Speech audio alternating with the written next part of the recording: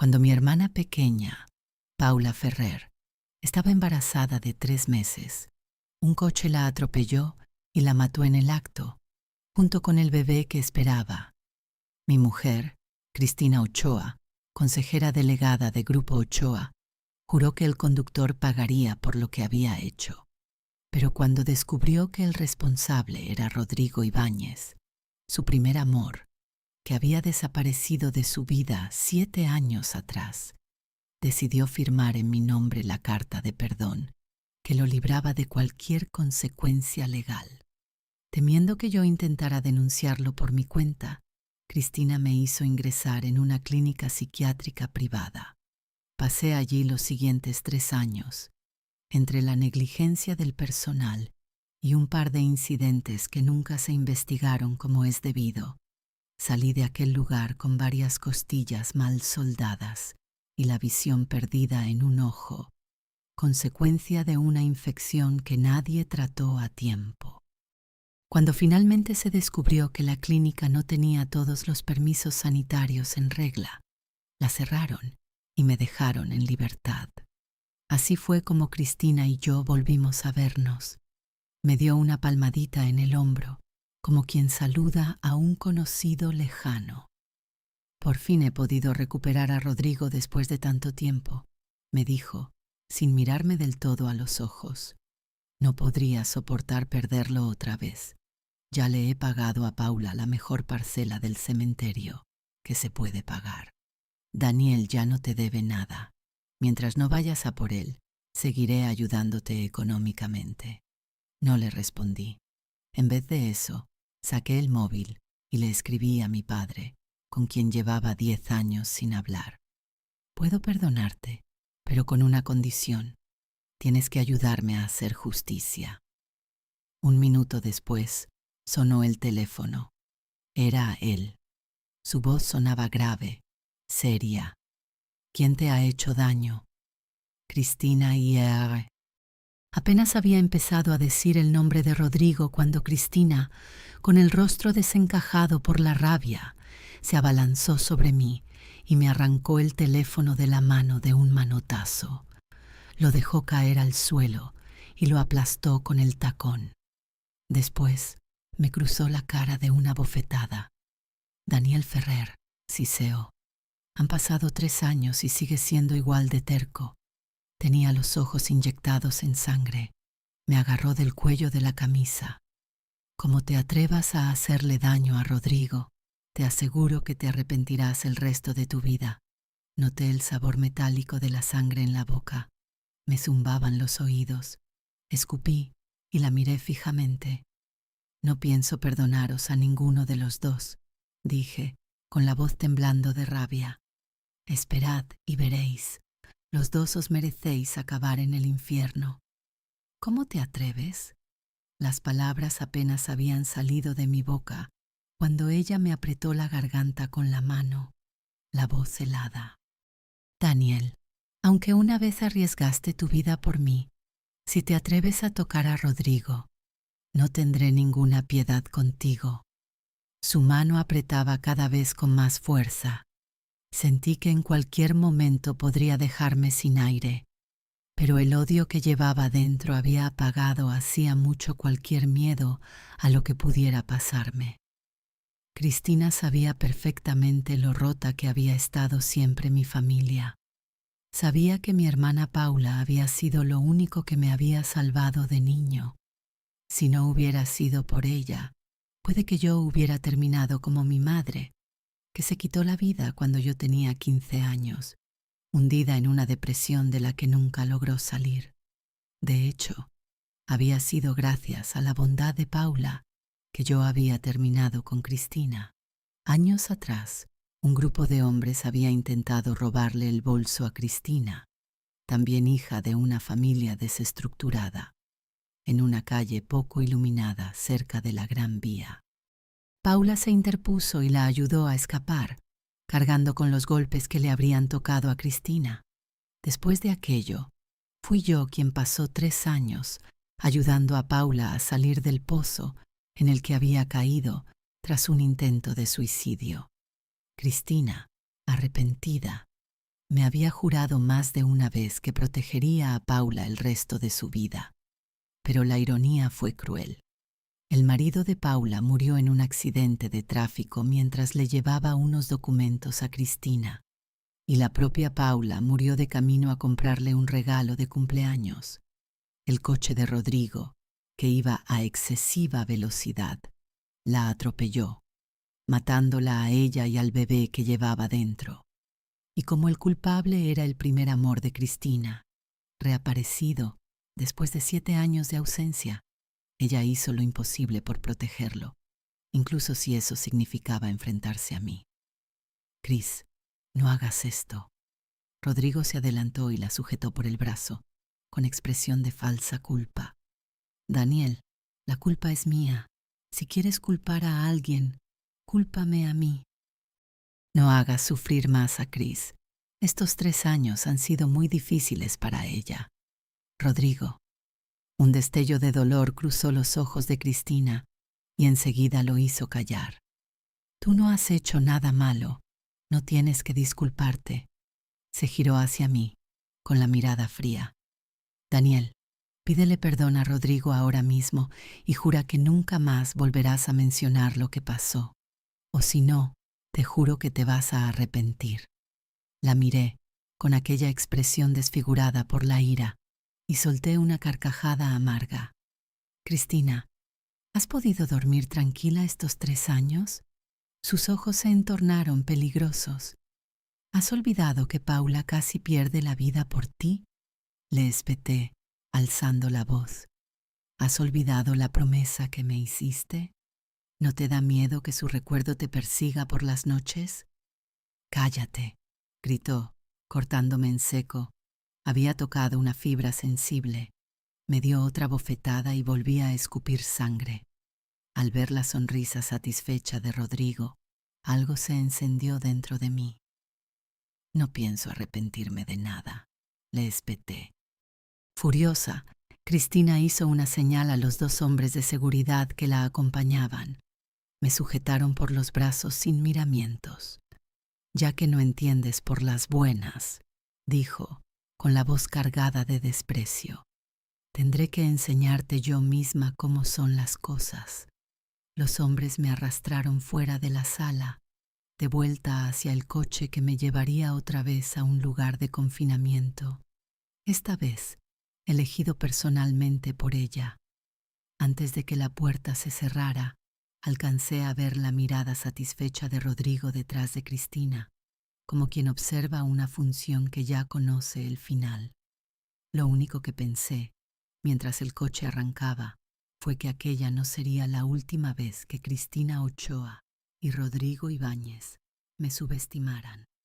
Esta vez no me llevaron a una clínica. Cristina no quería arriesgarse de nuevo a que otro centro perdiera la licencia y tuviera que soltarme antes de tiempo. En su lugar, me instalaron en una casa aislada en la Sierra de Madrid, cerca de Cercedilla, con 2 hombres de seguridad que se turnaban para vigilar la puerta. Ni rejas, ni cadenas. Solo un aislamiento absoluto, sin teléfono, sin visitas, sin manera de comunicarme con nadie del exterior. Cristina lo llamaba un tiempo para recuperarme. Yo lo llamaba lo que era, una prisión sin barrotes. Pasé allí los siguientes 8 meses. Cada mañana, uno de los hombres me traía el desayuno. Un café con leche y una tostada.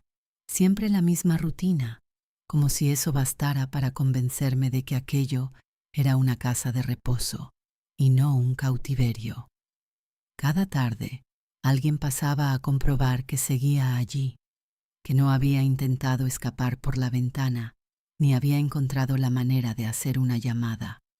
No me humillaban, no me pegaban, simplemente me habían borrado del mundo. Fue en esos meses cuando entendí una cosa. Cristina no me odiaba, me temía. Y el miedo, cuando lo lleva a alguien con tanto poder como ella, puede ser mucho más peligroso que el odio. Un día de finales de invierno, uno de los guardias, un hombre mayor, de pocas palabras, que llevaba semanas mirándome con algo parecido a la lástima. Dejó la puerta de mi habitación sin cerrar del todo. No sé si fue un descuido o si lo hizo a propósito. Nunca se lo pregunté. Aquella noche salí caminando por la carretera hasta la estación de tren más cercana, con el dinero justo que llevaba en el bolsillo desde el día en que me sacaron de la clínica. Cuando por fin llegué a Madrid, no fui a mi antiguo piso. Fui a la única dirección que aún recordaba de memoria, la casa de mi padre. No nos habíamos hablado en 10 años, desde que se marchó de casa, cuando yo tenía 19, después de una discusión que ninguno de los dos quiso ceder. Apenas habíamos cruzado un mensaje de felicitación en Navidad. Pero cuando abrió la puerta y me vio allí de pie, con la cara marcada por los años y el ojo que ya no veía cubierto con un parche improvisado, no dijo nada sobre el pasado. Solo se apartó para dejarme entrar. «Siéntate», me dijo. Después hablamos. Mi padre, Ricardo Ferrer, había sido durante años un simple ingeniero industrial en una empresa de componentes en Alcalá de Henares. Nada llamativo, nada que sugiriera el tipo de hombre capaz de mover los hilos que movería después. Pero en la década que llevábamos sin hablarnos, algo había cambiado.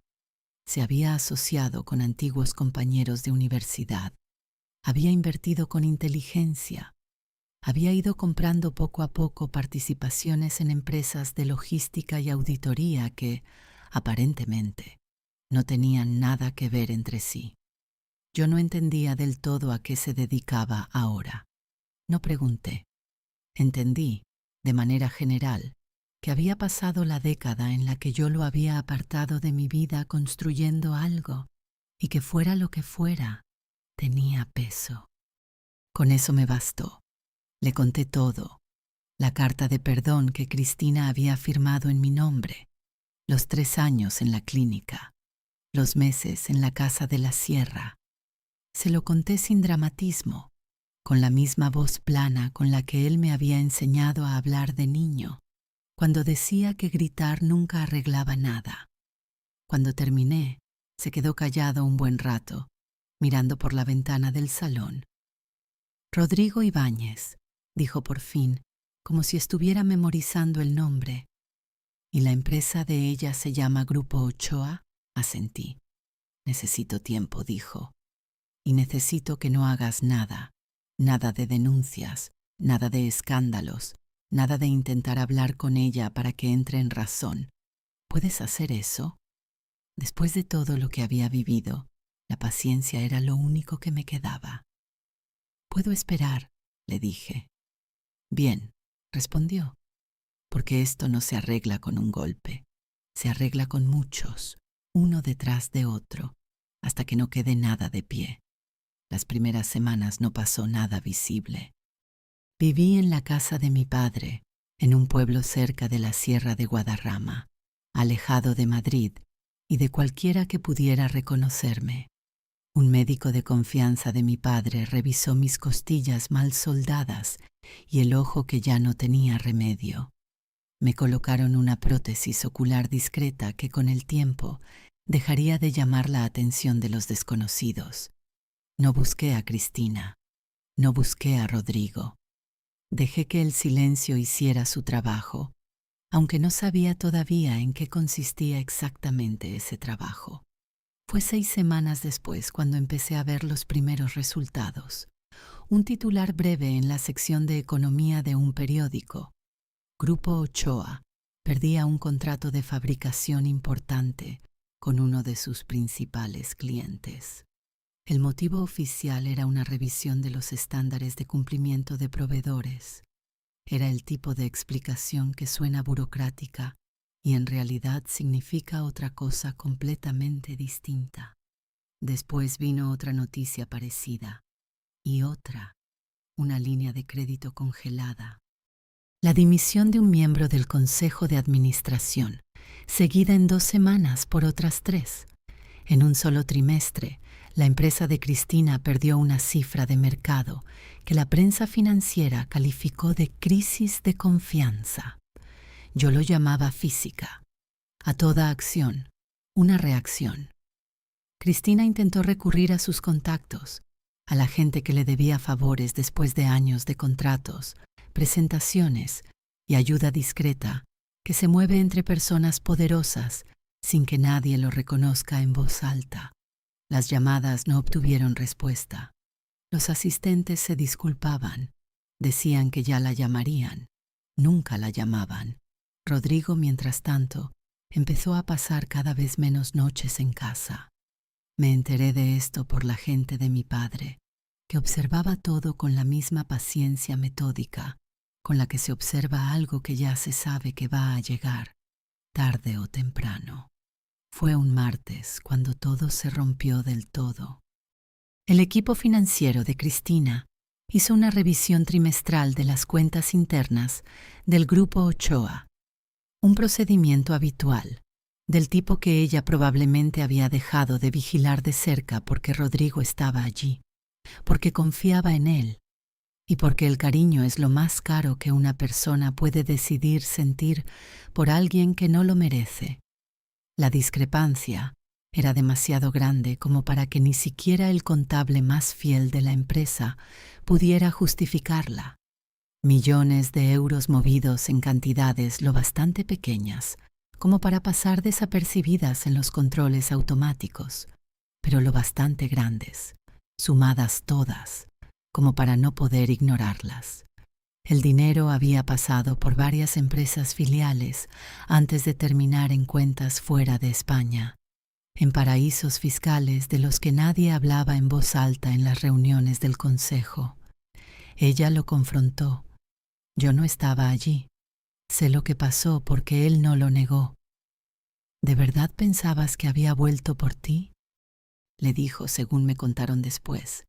La misma sonrisa de suficiencia que yo le había visto durante 3 años, aparentemente, se mantuvo hasta el final. Volví porque tenías algo que merecía la pena. Ahora ya no lo tienes. Se marchó esa misma noche.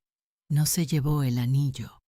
La policía lo encontró más tarde en un cajón de su apartamento, junto con otras cosas, recibos, extractos, documentos que probaban lo que había sido y lo que había estado haciendo todo el tiempo que había pasado detrás de Cristina, aceptando su protección, su dinero y la certeza de ella de que él merecía todo aquello. El anillo de Paula volvió a mí después de la detención de Rodrigo. Un agente de la Policía Nacional me lo entregó dentro de una bolsa de pruebas transparente, junto con una copia del atestado. Lo sostuve durante mucho tiempo con mi mano buena, sentado en un banco frente a la comisaría, sin decir nada, sin llorar siquiera, solo mirándolo. Cristina vino a mi casa una tarde gris de noviembre. Vivía entonces en un piso pequeño, en el barrio de Chamberí, uno de los pocos sitios de Madrid donde nadie parecía reconocerme ni recordar quién había sido yo antes de todo esto. Cuando sonó el timbre y abrí la puerta, casi no la reconocí. Siempre había sido de esas mujeres que se preparaban con cuidado para el mundo. El pelo, la ropa, la postura, la expresión, todo calculado. La mujer que tenía delante de mí había dejado de cuidar esos detalles. Estaba delgada de una manera que parecía consumirse por dentro. Daniel, dijo. Su voz era apenas un eco de la que yo había conocido. Dile a tu padre que pare, por favor. Ya no queda nada. La miré durante un buen rato. La rabia que había esperado sentir era más silenciosa de lo que había imaginado. No había desaparecido del todo, nunca desaparecería del todo, pero estaba en calma, como está en calma un fuego cuando ya casi no le queda nada que quemar.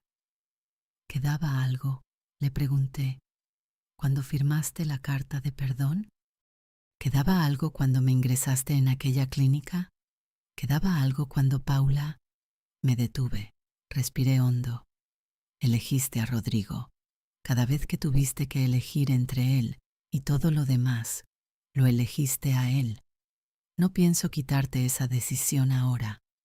Yo no sabía que él era... Sabías lo suficiente, dije, manteniendo la voz firme. Sabías lo que había perdido. Sabías lo que ella significaba para mí. Y aún así, lo elegiste a él. Di un paso atrás, hacia el interior de mi piso. Vive con esa decisión, Cristina. Es lo único que te pido. Vive con ella. Cerré la puerta. Me quedé un rato al otro lado, escuchando el silencio. Después fui hacia la ventana y miré hacia la calle. Y al cabo de unos minutos oí sus pasos alejándose y luego nada. Han pasado 2 años. Mi padre me compró una casa pequeña cerca de la costa, en un pueblo tranquilo de la provincia de Cádiz, lejos del ruido de Madrid. Dijo que era una inversión. Los dos sabíamos lo que era en realidad. No discutí. Ahora pinto. No demasiado bien, ni de manera profesional. Simplemente por la misma razón por la que la gente hace ciertas cosas cuando ha pasado años en pura supervivencia y está aprendiendo, despacio y con torpeza, lo que se siente al hacer algo sin más motivo que las ganas de hacerlo. Los cuadros son casi todos del mar. A veces son de Paula, pintada de memoria, un recuerdo que se vuelve menos exacto con cada año que pasa y, al mismo tiempo, de alguna manera, más verdadero. Las costillas me duelen cuando cambia el tiempo. El ojo lo cubre una prótesis lo bastante buena como para que los desconocidos no se den cuenta y los amigos cercanos finjan no darse cuenta. La mano se curó casi del todo. Lo que se rompió por dentro se curó menos limpiamente y todavía sigue en proceso. Me parece bien que sea así. Rodrigo cumple condena por fraude y apropiación indebida. Su abogado intentó negociar una reducción de la pena. El juez no estaba de humor para negociar. No pienso demasiado en él. Pertenece a esa clase de personas que hacen lo que hacen simplemente porque pueden y dejan de hacerlo cuando ya no pueden.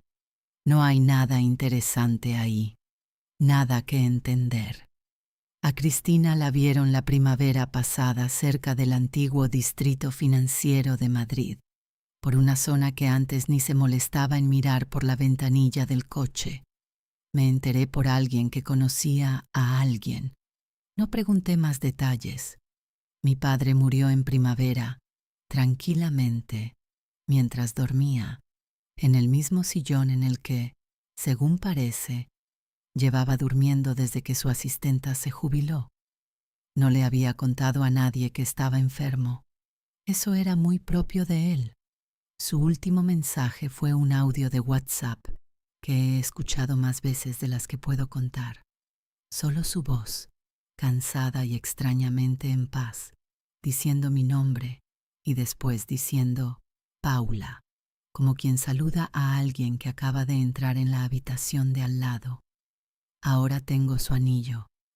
Lo tengo en el alféizar de la ventana, encima de la mesa donde pinto, justo donde le da la luz de la mañana. La semana pasada estaba sentado en el banco al final del paseo marítimo, el que mira hacia el mar, cuando una gaviota se posó a un par de metros de distancia y me observó con la indiferencia sincera de una criatura que ya ha hecho las paces con el mundo. Paula tenía una idea sobre esto. Me la dijo una sola vez, en una conversación que he repasado tantas veces que probablemente ya la he desgastado de tanto pensarla, que la venganza no cura nada. No lo dijo como una advertencia, sino como una observación, tal como decía casi todo, como si lo hubiera mirado desde varios ángulos y hubiera llegado a algo honesto. Tenía razón, no estoy curado, no soy la persona que habría sido si nada de esto hubiera pasado. Esa persona ya no existe y he dejado de guardarle luto. Pero estoy aquí, sentado en este banco, con el viento y una gaviota que me observa con absoluta indiferencia. y el anillo de mi hermana brillando con la luz en el alféizar de la ventana, dentro de casa. Sobreviví. Eso es lo que ella quería para mí, al final. No la victoria, ni siquiera la justicia. Solo sobrevivir, solo continuar, solo el hecho terco y sencillo de seguir aquí. Me quitaron todo, a mi hermana, mi salud, 3 años de mi vida, mi ojo, mi dignidad. Con lo que no contaban era con mi padre, que se había pasado una década convirtiéndose en el tipo de persona que nadie quiere tener en su contra. No contaban con que las cosas rotas no dejan de existir sin más. Cortan. Cuando mi padre reunió los pedazos, no intentó devolverlos a como estaban antes. Simplemente los sostuvo con cuidado y apuntó. Cristina y Rodrigo nunca lo vieron venir. Así son las personas calladas con padres pacientes. Nunca las ves venir. La gaviota perdió el interés y se fue volando. El mar se movió como siempre se mueve, indiferente, continuo, ni a mi favor ni en mi contra. Simplemente ahí me quedé sentado un rato más. Después entré en casa y me puse a pintar.